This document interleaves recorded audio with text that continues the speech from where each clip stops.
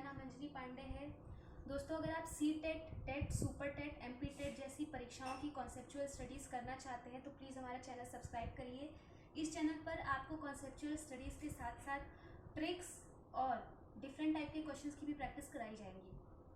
अभी हाल ही में कोविड-19 के चलते सी टेट की जो परीक्षा 5 जुलाई को होने वाली थी वो अब टल गई है। और दोस्तों, अब आपको पर्याप्त समय मिल गया है कि आप गणित जैसे सब्जेक्ट्स पर कॉन्सेप्चुअल स्टडीज़ करके 100% मार्क्स गेन करें। दोस्तों, पिछली कक्षाओं में हमने नंबर सिस्टम के बारे में पढ़ा। आज हम नंबर सिस्टम के दूसरे टॉपिक सन्निकट मान के बारे में पढ़ेंगे। तो आइए देखते हैं सन्निकट मान होता क्या है। कभी कभी हम कुछ संख्याओं का वैसे का वैसा ही प्रयोग ना करके अनुमानित मान प्रयोग करते हैं। जैसे मान लीजिए आपके घर में शादी पड़ गई। अब आपको 6589 कार्ड्स छपवाने हैं, 6589 कार्ड्स।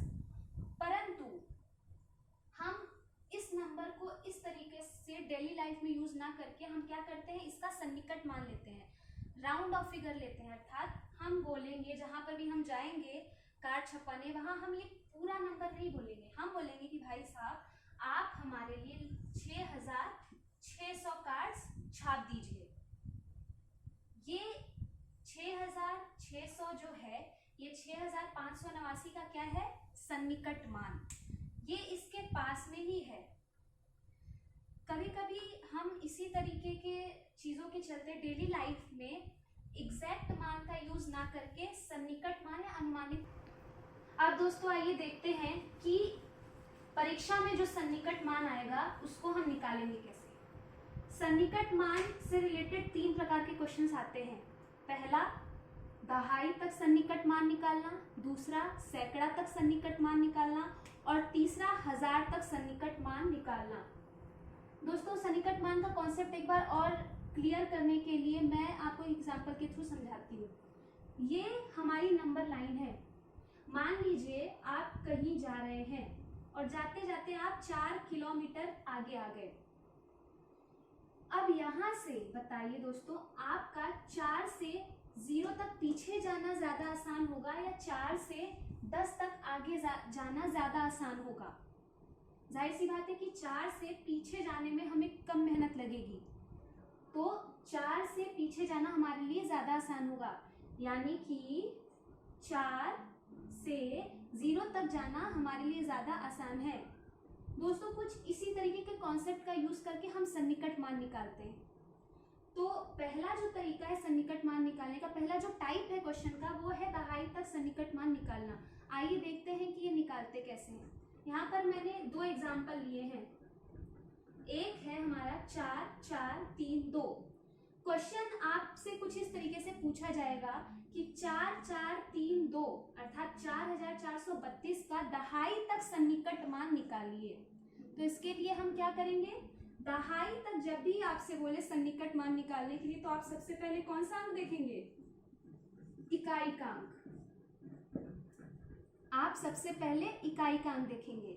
अब यहाँ दोस्तों एक नियम है, अगर इकाई का अंक 0 से लेकर 4 के बीच में है, अगर इकाई का अंक 0 से लेकर 4 के बीच में है, तो हम कुछ नहीं करेंगे, हम इसका सन्निकट मान लिखते वक्त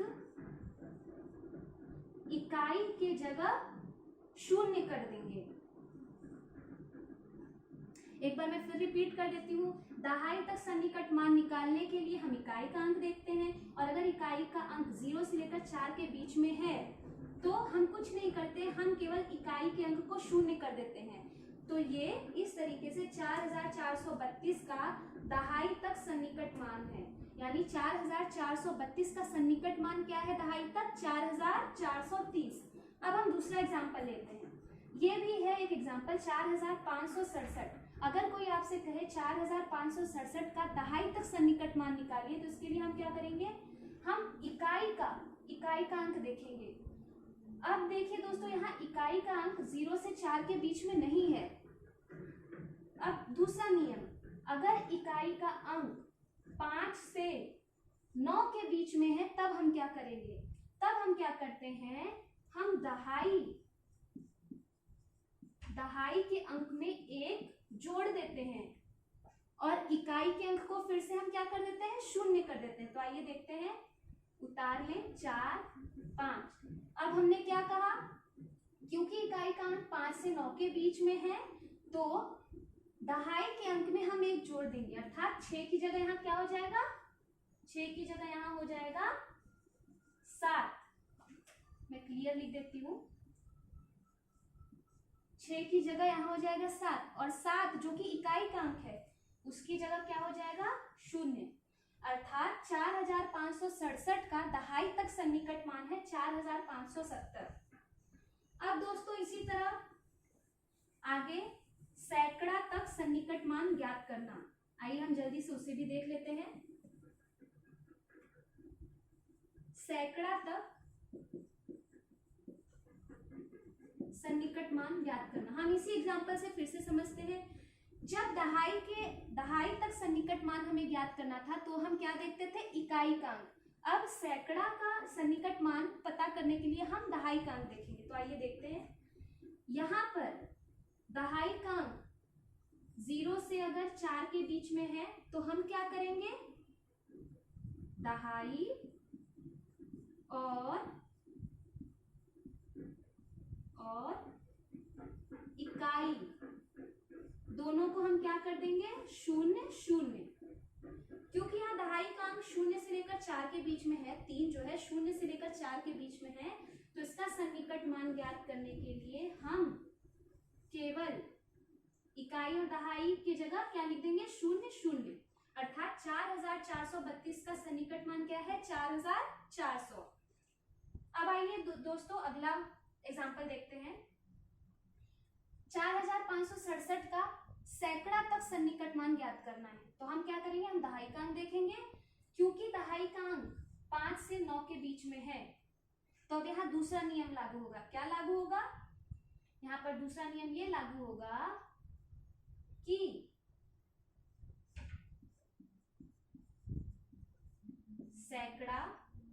सैकड़ा का जो अंक होगा उसमें हम एक जोड़ देंगे और दहाई एवं इकाई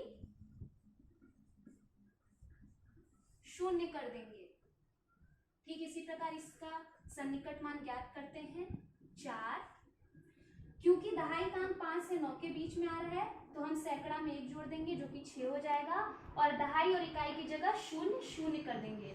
अर्थात 4567 का सैकड़ा तक सन्निकट मान क्या है, 4600। अब दोस्तों आइए आखिरी जो तरीका है, जिस प्रकार का क्वेश्चन आता है, 1000 तक सन्निकट मान ज्ञात करना। अब इसी एग्जांपल के थ्रू हम फिर से 1000 तक सन्निकट मान ज्ञात करेंगे। दोस्तों 1000 तक सन्निकट मान ज्ञात करने के लिए हम सैकड़े का अंक देखते हैं। आइए तो देखते हैं सैकड़े का अंक 0 से 4 के बीच में है तो यहाँ पर हमें कुछ नहीं करना है, यहाँ पर हमें सैकड़ा, दहाई, इकाई तीनों को 0 कर देना है। अर्थात 4432 का सन्निकट मान सीधे 4000 होगा। आइए दूसरा एग्जांपल देखते हैं। 4567 का 1000 तक सन्निकट मान, इसके लिए हम सैकड़े का अंक देखेंगे। सैकड़े का अंक हमारा 5 से 9 के बीच में है तो इसके लिए हम क्या करेंगे, इसके लिए हम 1000वें अंक में 1 जोड़ देंगे और बाकी सैकड़ा, दहाई, इकाई सबको 0 कर देंगे। अब आइए इसका सन्निकट मान लिखते हैं नियम के आधार पर। 1000वें अंक पर हमने 1 जोड़ दिया, अर्थात 4 की जगह हमने 1 जोड़कर 5 लिख दिया और सैकड़ा, दहाई, इकाई इन सब की जगह 0 कर दिया। तो दोस्तों ये था तरीका दहाई, सैकड़ा और 1000 तक सन्निकट मान ज्ञात करना। दोस्तों परीक्षाओं में हमेशा इस तरीके से क्वेश्चन दिए जाते हैं कि आपके पास एक अंक दिया रहेगा, क्वेश्चन में या तो आपसे दहाई तक सन्निकट मान, सैकड़े तक सन्निकट मान और 1000 तक सन्निकट मान पूछेगा। दोस्तों अगला हमारा जो टॉपिक होगा वो संख्याओं के वर्गीकरण से रिलेटेड होगा।